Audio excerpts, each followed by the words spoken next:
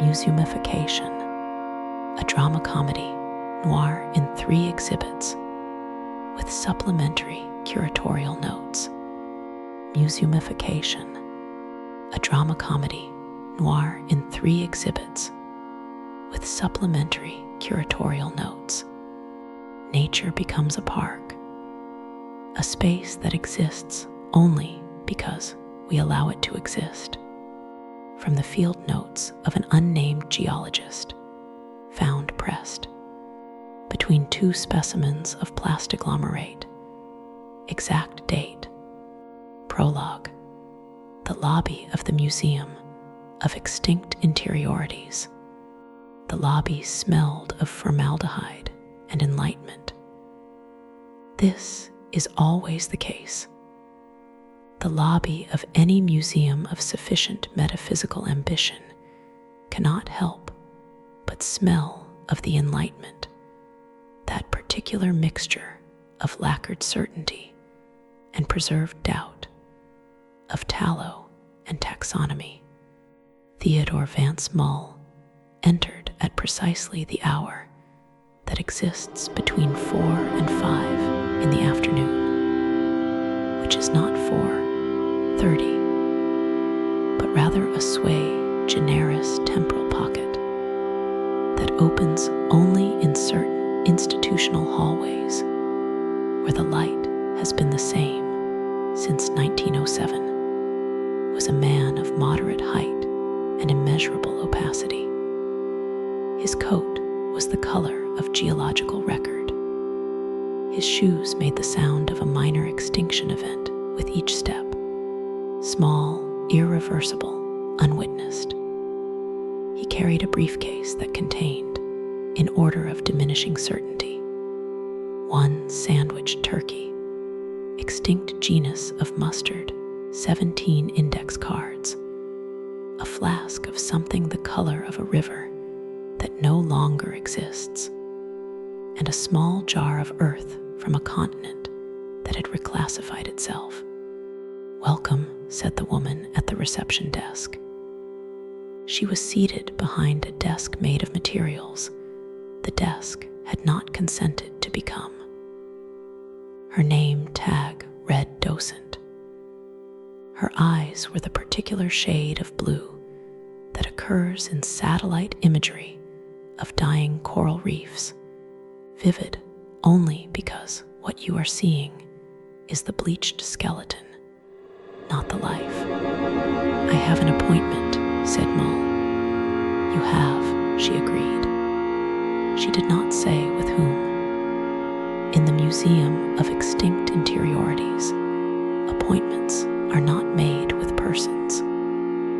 They are made with taxonomic categories. Mull set his briefcase on the desk. The desk absorbed the contact with the long patience of sedimentary rock. "I'm here to curate myself," he said, which is the sentence every visitor to this museum eventually says, generally around the 3rd floor, but which Mull had managed in the lobby. And the docent looked at him with something very close to what fondness would be if fondness had been formally deaccessioned from the collection. "3rd door on the left," she said. "Mind the sublime. We've had to reroute it. Exhibit I, the taxonomy of himself." The room into which Mull stepped had the dimensions of a thought one has not quite finished having. It was rectangular in the way that thoughts are rectangular, that is to say, with corners that, upon inspection, turn out to contain other corners, nested downward into an infinite regress of right angles with nowhere to arrive. Along the walls hung glass cases. In each glass case was an object that had formerly been an interior experience and had been, through processes the museum declined to specify, exteriorized, preserved, and labeled with small white cards in the cramped handwriting of someone who had spent their life annotating the illegible. In case number 1, the sensation of recognizing a place you have never been. The object itself looked like a piece of light that had been folded 4 times and left on a bus. The card read, collected 1987, found in the limbic system of a man who subsequently could not stop weeping at highway overpasses.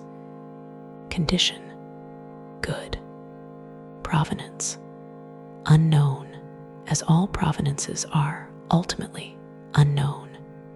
In case number 2, the specific quality of grief felt upon learning that a word you loved has been declared obsolete.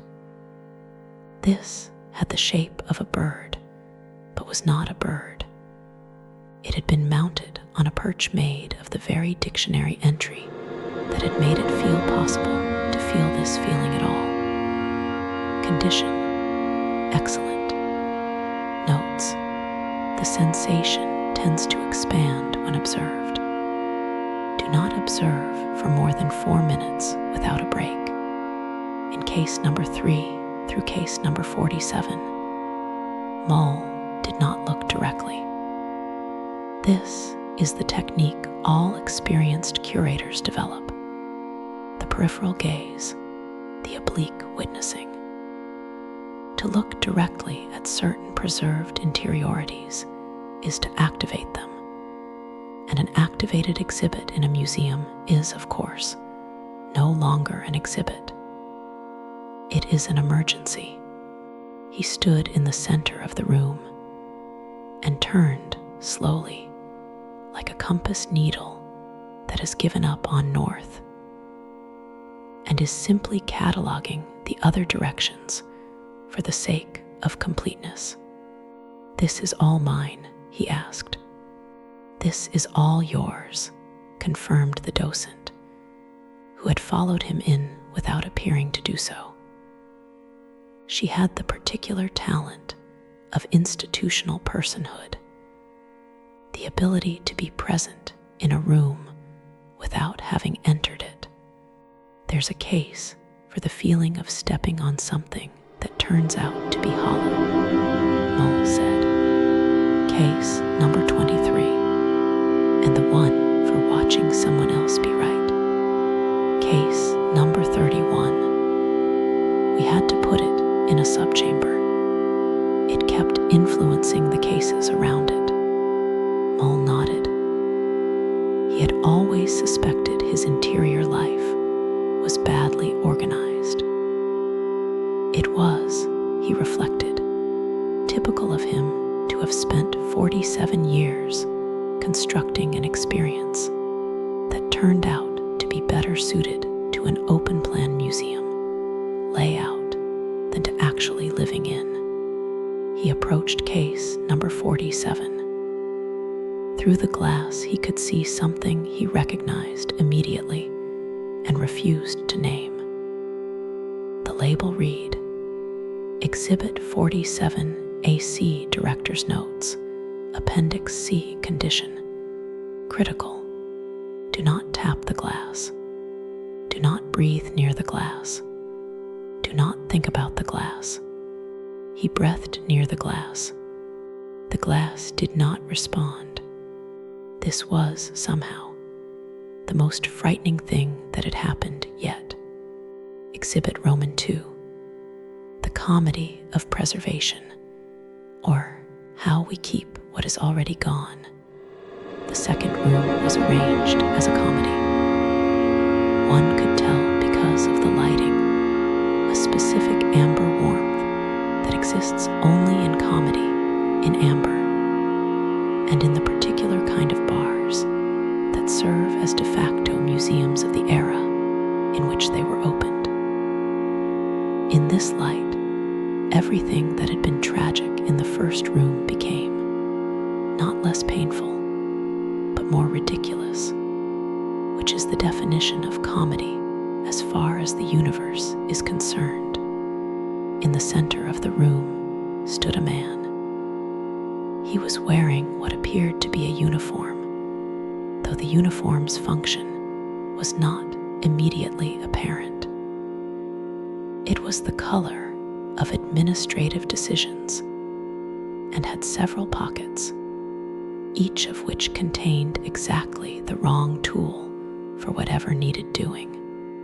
"I am the conservator," said the man. He had the air of someone who has held his current job for so long that the job has begun to hold him. A mutual entrapment he found professionally appropriate. "What do you conserve?" Mull asked. "Spontaneity," said the conservator. "Managed spontaneity.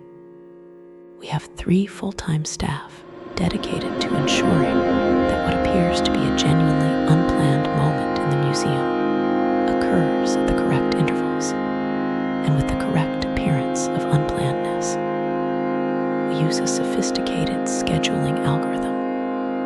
He held up a clipboard. The clipboard had the look of something that had started its career as a tree and was still, in some fundamental way, confused about how things had gone since then. "Doesn't that," Mull began. "Yes," the conservator agreed, before the sentence could continue. "Doesn't that make the spontaneity not spontaneous?" "Yes. This is the foundational comedy of our department. We have a meeting about it every other Thursday. The meeting itself is scheduled." There was a long pause in which both men appreciated the recursiveness of this problem. "We also conserve the sublime," the conservator added, in a tone that suggested this was the source of his greatest professional dissatisfaction. "The docent mentioned rerouting it," Mull said. "We had an incident in Gallery 6. A visitor experienced it without authorization. Full Burkean sublime terror, vastness, the sense of being annihilated by something more powerful than oneself. Middle of a Tuesday, right in front of the gift shop." The conservator shook his head. "We've had to install a buffer. You can still access the sublime, but you have to sign a waiver and wear the headset. The headset mediates the experience to a more manageable register. We call it the approximate sublime." "Is it sublime?" "It is approximately sublime," the conservator said, with the dignity of a man defending a compromise he did not choose. "And the visitors, they rated 4.2 stars, occasionally 4.3 when we update the firmware. We're working on 4.5. We believe 4.5 is attainable without fundamentally compromising the infrastructure of awe." Mull walked to the window. The window looked out on an atrium in which, he could now see, a wolf was being weighed. 2 technicians in latex gloves held clipboards. The wolf stood on a scale and looked at something in the middle distance that was not the technicians, not the scale, not the museum, not anything Mull could see. It was looking at a direction that no longer had a name. "Is that wolf wild?" Mull asked. "That wolf," said the conservator, "is a variable in a human-managed equation. But we've given it an enclosure that simulates the experience of being wild too, within a 12% margin of error. The wolf doesn't know about the 12%. Do you?" I try not to think about it between the hours of 9 and 5. "And after 5? "After 5, said the conservator, "I go home and look at photographs of the wolf. I have a folder It's labeled the wolf. I've been adding to it for 11 years. He said this with the flat affect of a man who has made peace with something that has not made peace with him. Classified curatorial internal document, clearance level, Omega Sublime, Exhibit 2A, Director's Note. The true nature of the conservator has been withheld from the public record per the board's decision of. What follows is the complete account of what Mull witnessed in the atrium's lower chamber, including the revelation of why the wolf does not cast a shadow, and what the docent's badge actually says on its reverse side. The contents of this section were judged to be, quote, incompatible with the continued functioning of the institution, insofar as the institution depends on certain ontological assumptions that this section would irreversibly destabilize. The contents are as follows. The wolf is not a wolf. Mull had always known and had never known. The atrium's lower chamber opens only once per lunar cycle and contains the original inventory of the museum, not the exhibits, but the thing the exhibits are made from, which is not memory, not experience, not object, but a third thing that has no name because the naming of it would constitute an act of dominion over what the museum was built to house. The docent's badge on its reverse reads, Witness, not docent, not employee, not guide. She is the last remaining instance of something the Enlightenment could not categorize, and therefore pretended not to see. The conservator weeps every Thursday after the 3 p.m. meeting, not from sadness, from a sensation the museum has in case number 47 under a different label.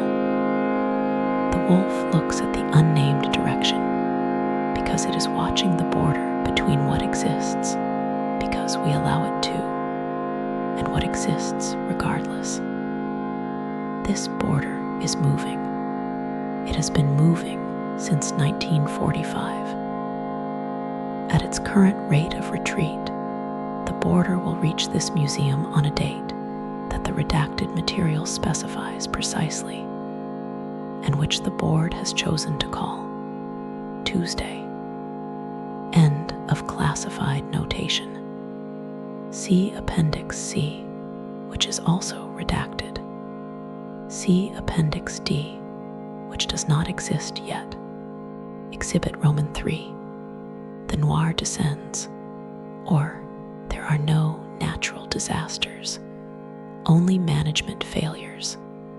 The third room had the quality of a city at 3 in the morning, when the city is not a city, but simply an accumulation of decisions that led, through a series of logically coherent steps, to this particular darkness.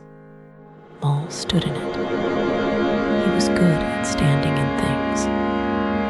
This was his primary talent.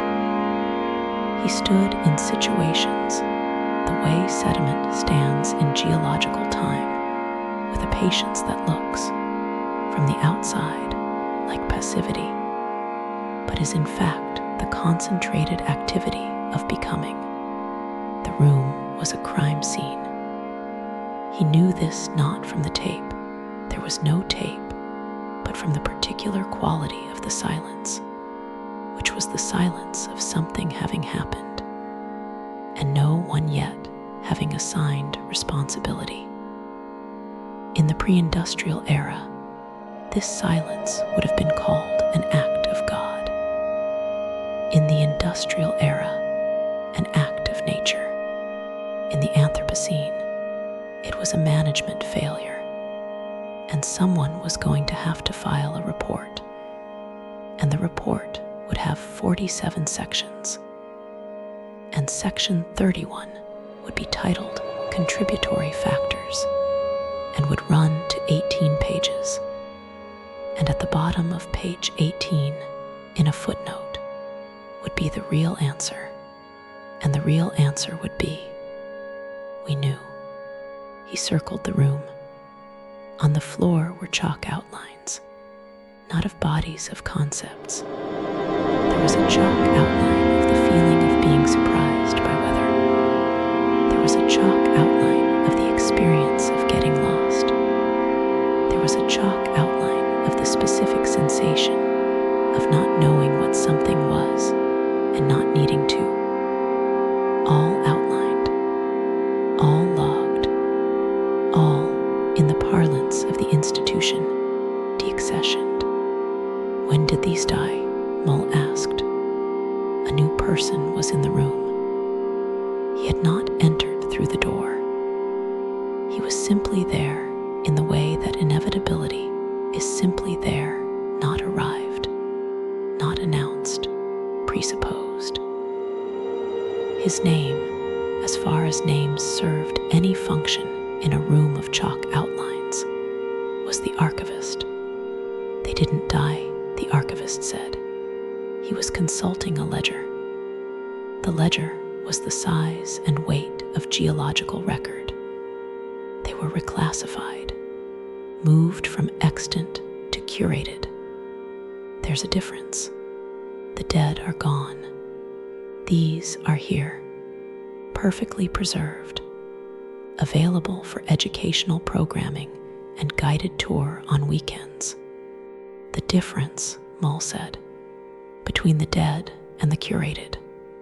The curated, said the archivist, cannot surprise you anymore. He said this with the calm of a man who has spent so long in the presence of what has been made unsurprisable that surprise itself has become for him a theoretical concept, something he has read about, a concept he can define with precision, an experience he has outlined in chalk.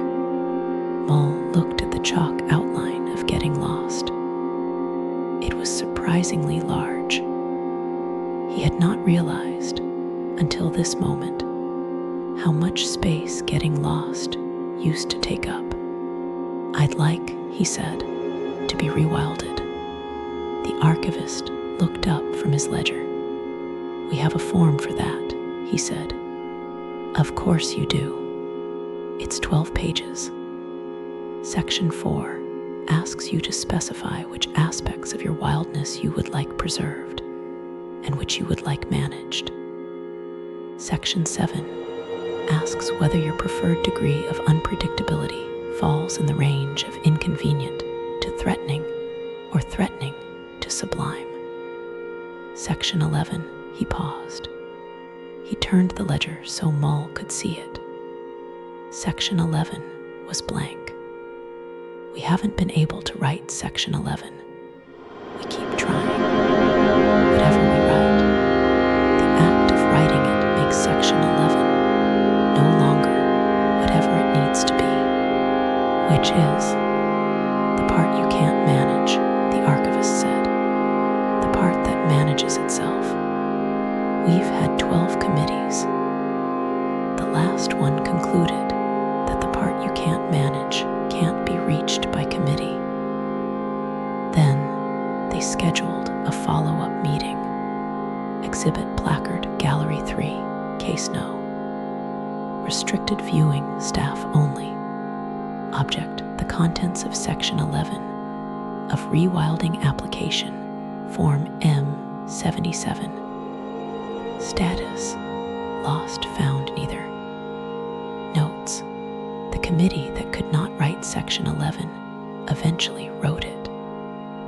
What they wrote was not words, but a protocol, a set of instructions for how to leave a room without managing the room's response to your absence. The instructions work. 3 members of the committee followed them and have not been seen since, in the sense that they are present, but unlocatable by any institutional system, unloggable by any ledger, unoutlined in any chalk. They have become, in the technical vocabulary of the museum's founder, whose name does not appear in any official record, because the founder insisted that the museum's founding be attributed to no one, which the board overruled, which is why the museum has a plaque with the founder's name on it, which the founder, still living and working in the museum under a different name, has been unable to remove because the plaque is, by the museum's own classification, a historically significant artifact and is therefore protected. What the founder called the unpermitted wild. This is not rewilding. Rewilding is still curated, still chosen, still a gift from masters to the mastered. What they became is something for which no form exists, because the form would, by existing, constitute the act of dominion the form would purport to undo. Case number contains this knowledge in a container that cannot be opened, not because it is locked, but because opening it would require the opener to briefly cease being a person who opens things. And no one on the current staff has been willing to undergo this. Visitation by appointment only.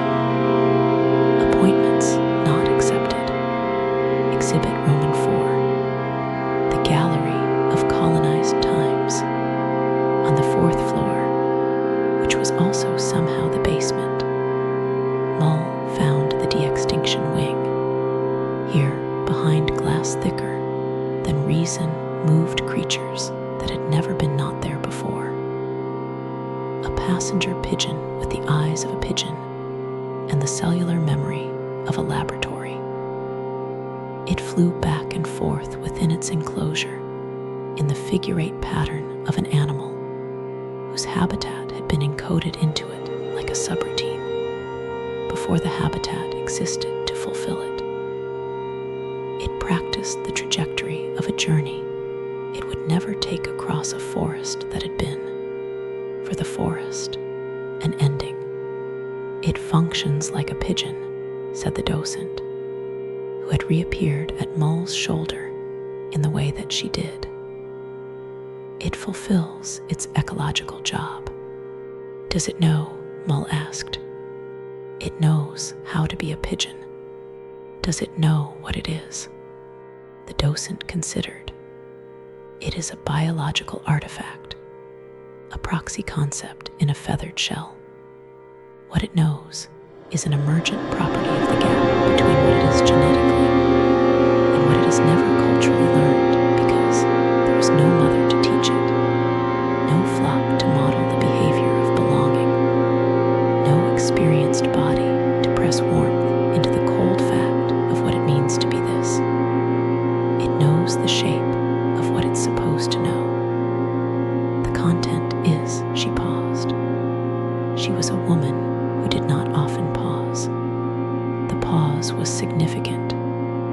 The content is the chalk outline. Mull pressed his hand against the glass.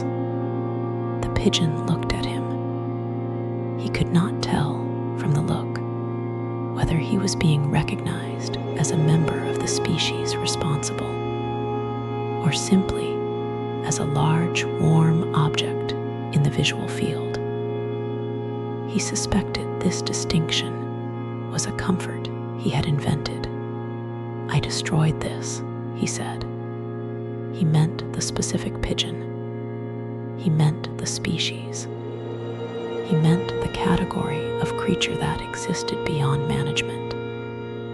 He meant something for which the grammar of individual sentences was insufficient. Your species did, the docent confirmed. You personally are simply complicit at the level of metabolic baseline.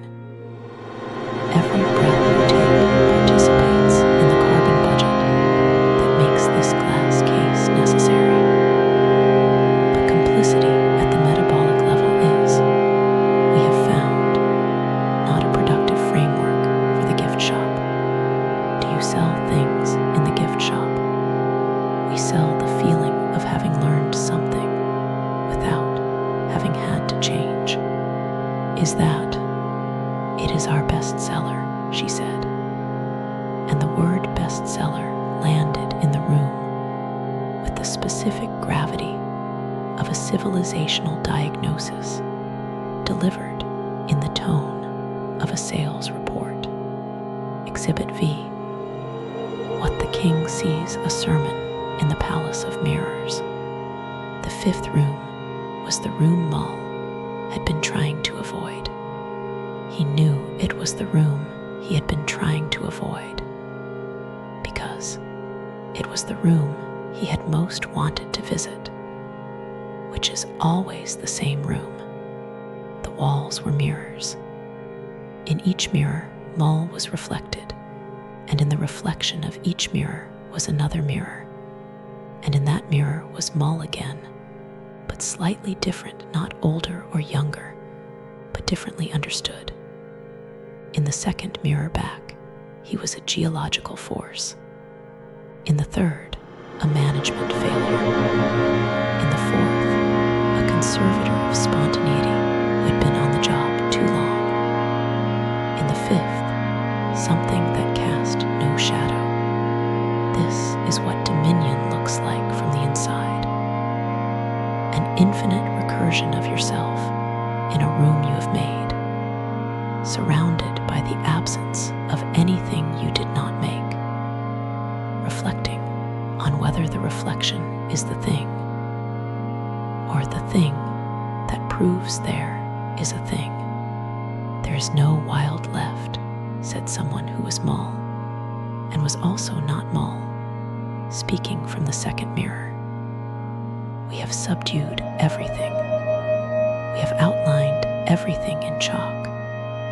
We have scheduled the spontaneity and mediated the sublime, and given the river personhood, and named the geological epoch after ourselves, because what else could we do? We were the only ones whose names we knew how to write. We could stop, said Mull. We could stop, agreed the mirror Mull. The highest expression of our dominion, the choice to be small. Only a truly powerful species can choose to be small. Yes, I've read that. But choosing to be small is still a choice. Choosing to be small is still me, in the center of the room, making a decision about the size of the room. The mirror was quiet.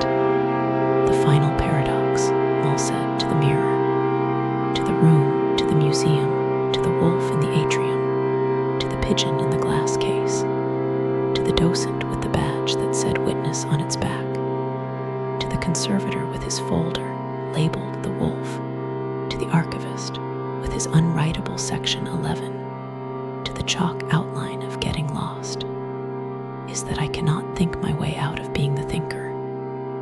I cannot stand outside the frame I am painting. Even now, even this thought is a frame. The room had no answer. This was the most honest thing the room had done all day. Director's closing note.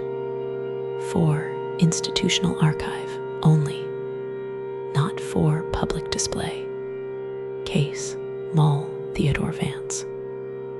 Accession date, see lobby records.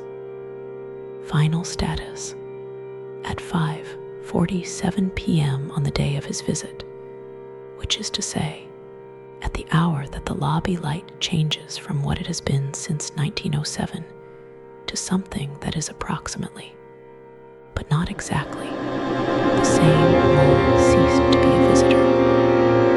This is not a metaphor. The museum's inventory system, which runs on a database, first instantiated in the year the founder decided the museum should not be founded by anyone in particular, logged the accession automatically. Case number 48. Exhibit: the experience of understanding that you are in a museum. Condition upon acquisition: excellent. Notes: the exhibit arrived already aware of its own status as an exhibit, which raised a philosophical question. The curatorial staff debated for 3.5 hours before concluding that the question was itself an exhibit. Case number 49. The question that arises from looking too long at what you have made. Mull's location within the museum is now logged as present. His location within himself is logged as a direction that no longer has a name. The wolf, upon learning of the accession, through means the report declines to specify, looked for 7 full seconds at something other than the unnamed direction. The docent logged this as anomalous. The conservator scheduled a meeting. Section 11 of the rewilding form wrote itself at 5:49 p.m. At 5:50 p.m., it became an exhibit. At 5:51 p.m., the lobby smelled, briefly, of something that was not the Enlightenment. No one was in the lobby. The smell has not been catalogued. The smell is not in the inventory. The smell is, provisionally, and with the full awareness of the paradox, this involves wild. End of record. The museum closes at 6 p.m. The museum is always open. Epilogue: what the label says. On the way out, Mull, who was now an exhibit, which changes nothing about the quality of a man's walk, only the relationship of that walk to the concept of being observed, passed the lobby desk. The docent was still there. She handed him a small white card. On the card was written, Case number 48. The experience of understanding that you are in a museum. Condition: excellent. Provenance: human. Circa: always. Below this, in smaller writing, do not tap the glass. Below this, in writing so small it required a lens to read. The glass is not there to keep the exhibit in. The glass is there to keep the visitors from discovering that there is no glass. Mull put the card in his briefcase, between the flask and the earth from the reclassified continent. He walked toward the door. The door was open. The door was always open in the sense that is the opposite of welcoming. Through the door was the street. The street was a curated spontaneity at 4.2 stars, reviewed by 8 billion users, rated excellent, found useful, recommended to everyone who was already in it. He stepped through. The museum retained his shadow for the archival record. The shadow was labeled Proof of Visitation. The shadow did not object. The shadow knew, as shadows always know, that it was always the most accurate thing about him, the part that could not be curated because it had no interior to taxidermize, no feeling to preserve, no experience to close behind glass. The shadow was the wild he had not known he was carrying. Outside, a pigeon landed on the museum steps. It was not the pigeon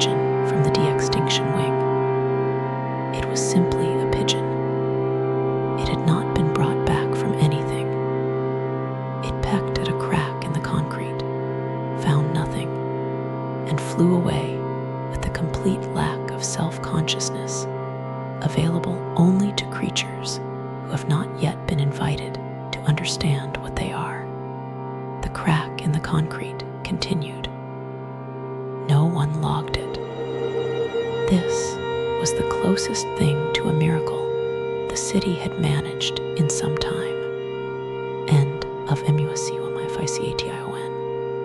The Registry of VANISHD, INTNSITIS, an occult bureaucratic comedy in 2 acts and 1 hallway that never ends, filed under Department of Obsolete Phenomenologies, Form 7 Sigma, Application for the Official Recognition of a Lost Weather. Act 1, the filing. The office of the Department of Obsolete Phenomenologies was on a floor of the building that appeared in the directory, but not in the elevator. This is standard for departments of this type.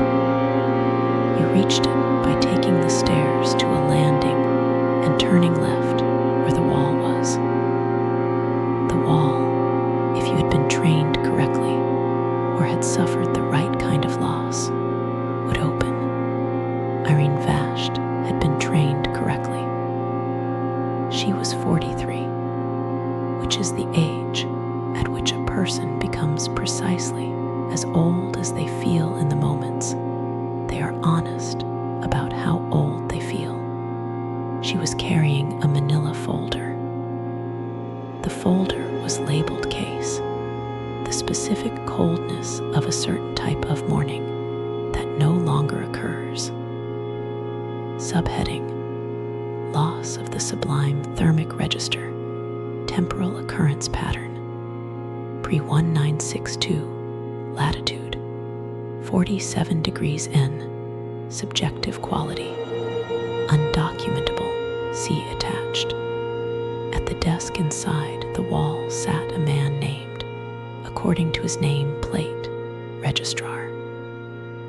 Below his name, the plate said, "Of that which has no further registrar." She assumed this was a title. "I'm here to file a lost weather," Irene said. The registrar looked at her with the eyes of a man who had been looking at people filing lost weathers for a very long time.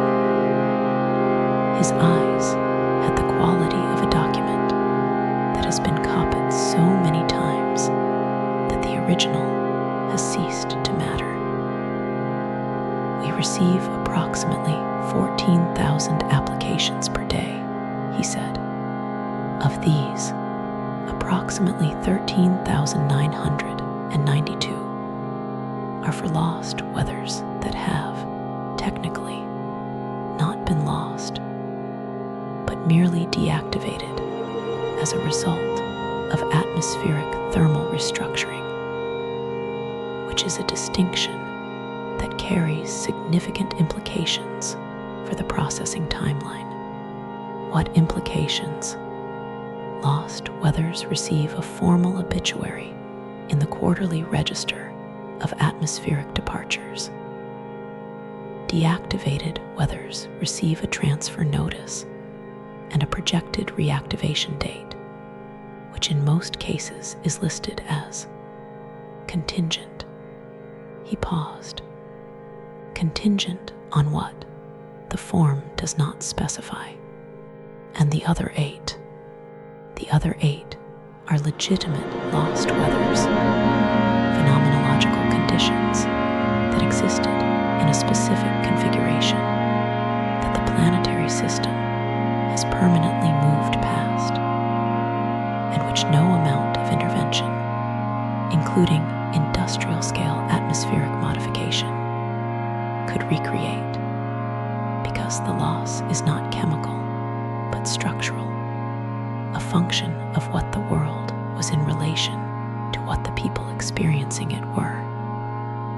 And since both the world and those people no longer exist in those exact configurations, the weather they made together between them is. He stopped. Gone, Irene said. We don't use that word, we say. Acceded to the archive of pre-Anthropocene subjective meteorology. He held out his hand for her folder. She gave it to him. He opened it. He read for 45 seconds with the focus of a man trained to locate the exact taxonomic category of a grief. Then he looked up. The coldness you're describing, he said, isn't a cold temperature. It's a cold that arrived at a particular angle, through a particular quality of pre-industrial dawn atmospheric stillness, in the presence of a particular density of birdsong that depended on bird populations that no longer exist in those concentrations. You felt it. He checked the form. In 1987. You were 9. Your mother had not yet decided what she was going to decide.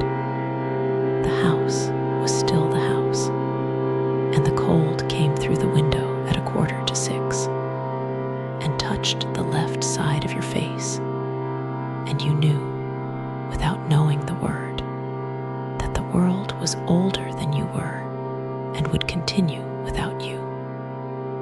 And this felt like company rather than loneliness. There was a silence. That's what's on the form, Irene said. Yes, Section 4A, Phenomenological Description. You filled it out very precisely. He closed the folder.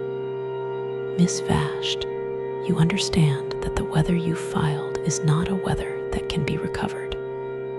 We can certify its loss, which means we acknowledge, officially and in the public record, that it was real, that it existed, that your experience of it was not a hallucination, or a category error, or a symptom of nostalgia, which is the standard accusation leveled at all applicants to this department by the Oversight Committee. What does the Oversight Committee say about it? That nostalgia is a dominion-adjacent impulse, that to mourn the past is to colonize it, that the healthy posture toward loss is forward motion and adaptive reframing. He said these things in the tone of someone reciting a catechism they find spiritually inadequate. The Oversight Committee was formed in 2019. Its foundational document is 12 pages. Section 11 is blank. Form 7 Sigma Annex, Restricted DEPT, Internal Use Level, Existential Clearance, Classification of Application. What the registrar did not tell Irene Vashti, because this information is contained in the portion of the registry that is not accessible by applicants, is as follows. The weather she filed is not lost. It is present. It is occurring right now at the latitude of 47 degrees N, at the angle, at the temperature, at the density of birdsong. But the birdsong is played through acoustic projection systems maintained by a subsidiary of the department, and the morning that produces it has been preserved in a sealed atmospheric chamber in the sub-basement, and it has been occurring continuously since the last natural occurrence in 1994, and 3 people have been in the chamber since then, and they are the committee that could not write Section 11, and they have been sitting in the weather for 31 years, not because they are imprisoned there, but because they cannot find a reason to leave that is more compelling than the reason to stay, which is that the weather asks nothing of them, attributes nothing to them, does not require them to be anyone in particular, does not classify does not exhibit them. And the only problem is that none of them are 9 years old anymore, and the left side of the face can only receive this particular knowledge in the configuration of a face that has not yet accumulated the knowledge of its own particularity. And so they sit in the weather, and it is perfect, and they will never feel it again, which is the only true definition of paradise any of them have encountered. End of Annex. Irene Vash's application. Status: approved. Obituary to be published in next quarterly issue. Expected emotional response from applicant upon receiving obituary. See Attachment B, Attachment B. Also redacted.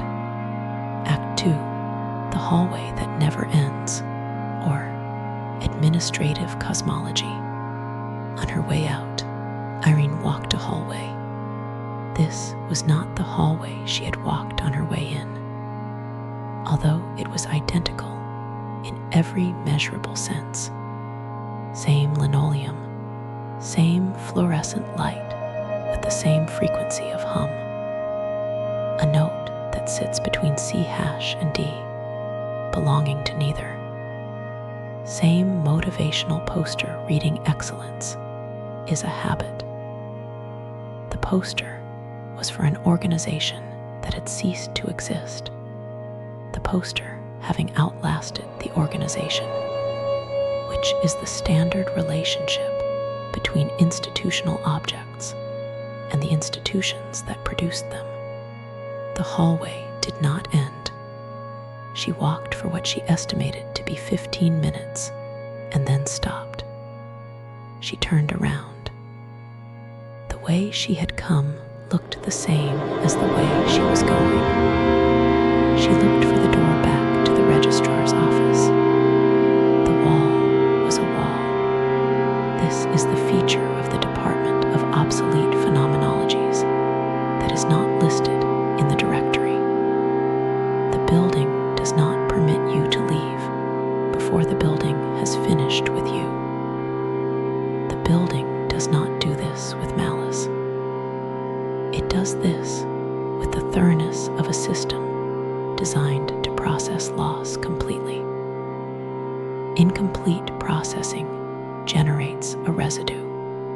The residue in humans is called indefinite postponement of grief in favor of functional output, which is the leading cause of people arriving at their mid-40s, having filed 17,000 reports about other things, and having never filed the report that needed filing.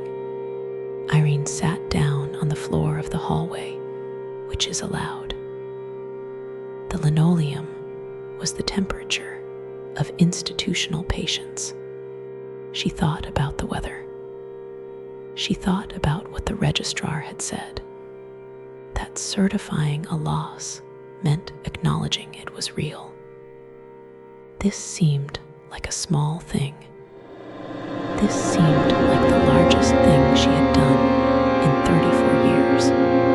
The certification, said a voice, will be ready in 6 to 8 weeks.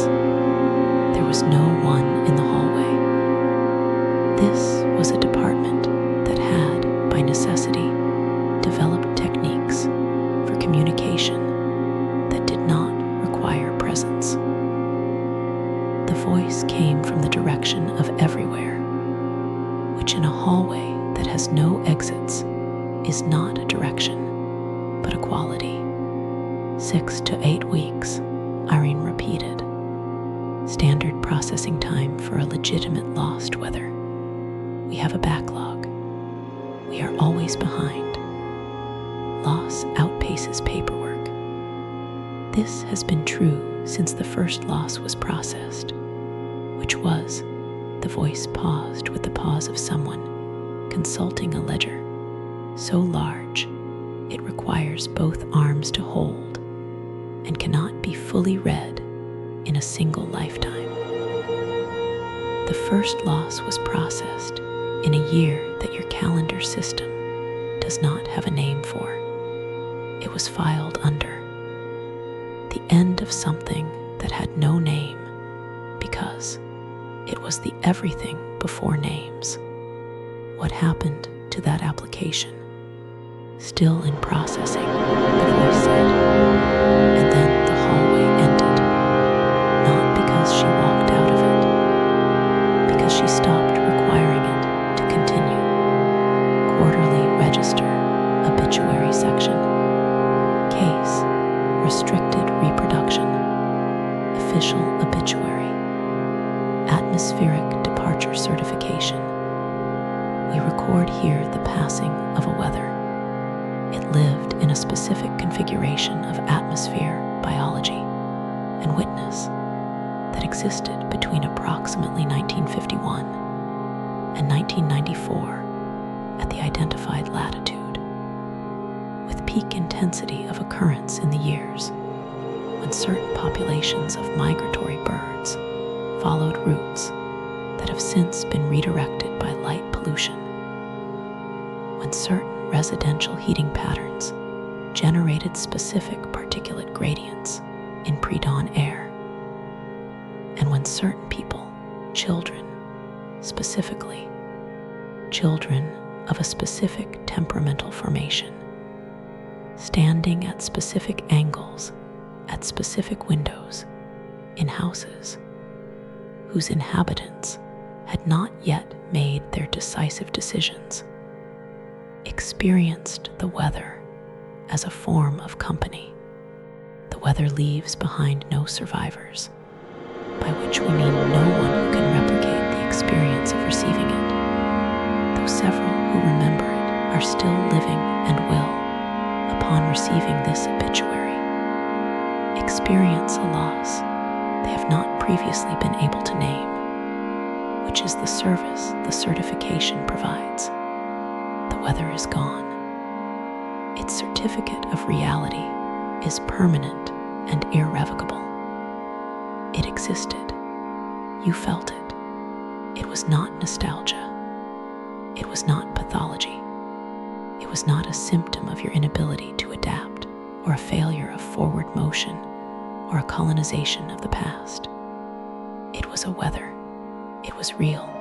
The planet has moved. The birds have moved. The dawn has changed. The particulates are different now. The child at the window has accumulated the knowledge of her own particularity.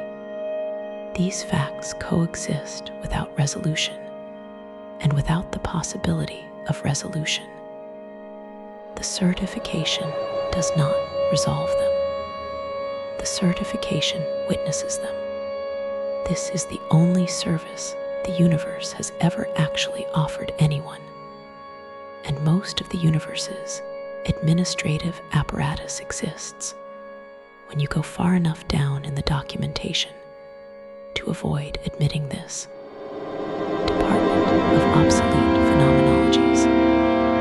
Our hours are whenever you are ready. Our location is the wall that opens if you have suffered the right kind of loss. Our phone number is not applicable. End of the registry of VANISHED, INTENSITIS. Specimen, a philosophy of the last instansor. Notes toward an inventory of the remaining self, found in the field. Condition extant, for how long, see notes. I discovery. You find yourself in yourself, the way you might find a bird in a house. Suddenly, after not noticing it for some time, aware that something is in here that has not consented to be, that is flying in the wrong direction, that does not understand the logic of the space around it, that is working very hard at freedom in a room where the windows are educational. The specimen before us, and we are always both specimen and observer. This is the condition the Anthropocene delivered without asking whether we were ready for the delivery. The specimen has been here for some years now. We are not sure when it arrived. We suspect it was always here, and that what changed was not the specimen, but the room. The room became a museum, and the specimen did not consent to the reclassification, and has been flying into the windows at intervals ever since. The windows are fine. The windows are rated excellent. The windows have been upgraded for energy efficiency and have a low reflectivity coating that makes them difficult to see. This is very good for the room's carbon budget. This is very bad for birds in houses. We have named the specimen. We have had to name it. Otherwise, there is no entry in the database. And no entry in the database means no funding. And no funding means no conservation. And no conservation means that what is in here will be lost without ceremony, which is the specific quality of loss that the Department of Obsolete Phenomenologies was built to process, and which the department was also built to prevent. And you cannot do both. You can witness or you can intervene. You cannot put your hand in the chalk outline without changing the chalk outline. You cannot manage the wild without making it a variable. You cannot name the specimen without the name becoming the cage. We named it anyway.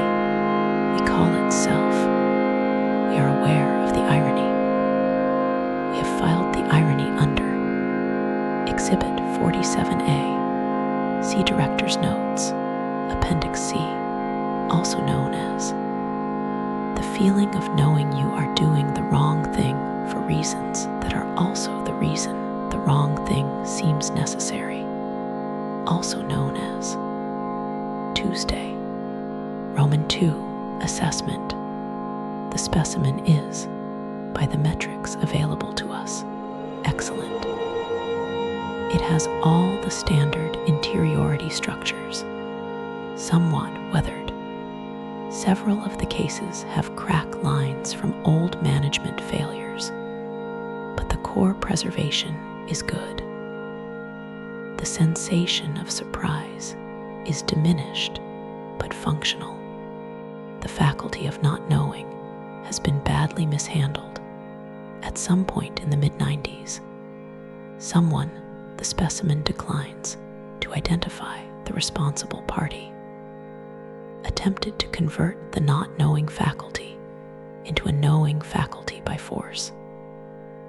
And this produced the specific kind of internal scar tissue that shows up in scan results as over-concluding, excessive taxonomy, reflexive categorization of experiences before they have finished occurring. The sublime is present, but has been rooted through several mediating systems. Direct access to the sublime is available, but requires circumnavigation of defensive irony, preemptive analysis, the habit of watching oneself have an experience rather than having it, and a small but persistent low-level hum between C# and D, belonging to neither, that has been running continuously since approximately 1997, and which no technician has been able to locate the source of. The capacity for wonder is intact. This is documented. This has been the finding of every assessment across all the years of assessment, across all the reclassifications and the redactions and the managed spontaneities and the approximate sublimes. The capacity for wonder is intact. The assessors always write this with the emphasis of people who did not expect to write it. They expected, in specimen of this age and institutional history to find the wonder collapsed or converted or curated into something more manageable. They do not find this. What they find in the deep records, below the taxonomy and the scar tissue, and the overconcluding and the reflexive categorization, is a faculty that has never been accessed by any committee, filed under any form, logged in any ledger, or exhibited behind any glass. They cannot name it. They know what it does. It is the thing that, in 1987, turned the cold at the window into company. But nomming it is the act that would make it an exhibit. And it is, as yet, not an exhibit. It is, as yet, the Section 11 that hasn't been written. Added Roman 3. Intervention, added post-assessment. We have found, in reviewing the complete record of all specimens assessed by all departments of all institutions dedicated to the management of human interiority, that there is a class of intervention not listed in any protocol. It is not redacted. It is not classified. It is absent from the record because it was never considered a form of intervention at all. It is the following: leave the window open, not the educational window, not the low reflectivity window with the energy efficiency coding, the other window, the one the room has always had, that predates the museum, that is not in the architectural plans, because it was there before the plans were made. Leave it open, not as a managed act of rewilding, not as a curated spontaneity, not as a form, not as a policy, not as a gift from a master to the mastered. Leave it open because the bird is in here, and the bird is you, and you have been flying into the glass for a long time, and you are tired, and the country outside the window is not curated, and not managed, and not logged, and not certified, and not labeled, and it is, for the moment. And the moment is all any moment is still wild. This intervention has a processing time of whenever. Its success rate is impossible to measure, since measurement constitutes the act of dominion that the intervention exists to undo. Its side effects are the feeling of being approximately 9 years old at 5:45 in a world that is older than you are. Its contraindications are none. Its form number is there is no form number. This is, in the complete archival record of the institution, the only intervention for which there is no form number. File this under Exhibit, Condition, Wild, Provenance, Undocumented, Label, Nothing. Do not tap the glass. There is no glass. Roman 4, Conclusion, or what the specimen does next. The specimen is extant. This is the finding. After all the taxonomy, and all the forms, and all the glass cases, and all the managed spontaneities, and all the oversight committees, and all the redactions, and all the chalk outlines, and all the de-extinct pigeons who know the shape of belonging without its content. The specimen is extant, not excellent, not in good condition, not thriving by any managed metric, simply here. And here is a place no form can fully occupy. The specimen does not know what it does next. It has never known, despite the decades of categorization and management that were dedicated to producing the knowledge of what it does next. It stands at the edge of the curated world where the museum ends and the city begins. And the city is a curated spontaneity at 4.2 stars. But beyond the city is a crack in the concrete that no one has logged, and it feels something. The feeling does not have a case number. The feeling has not been preserved because the feeling is not finished occurring. The feeling is occurring right now, which means it is wild, which means it is doing what all wild things do in the presence of the species that cannot stop categorizing. It is existing without permission, in the unnamed direction, at the angle of a cold that touches the left side of the face at 5:45 in a world that is older than the self and will continue when the self is gone, which is not loneliness, which has never been loneliness, which was always company. The specimen exits the museum.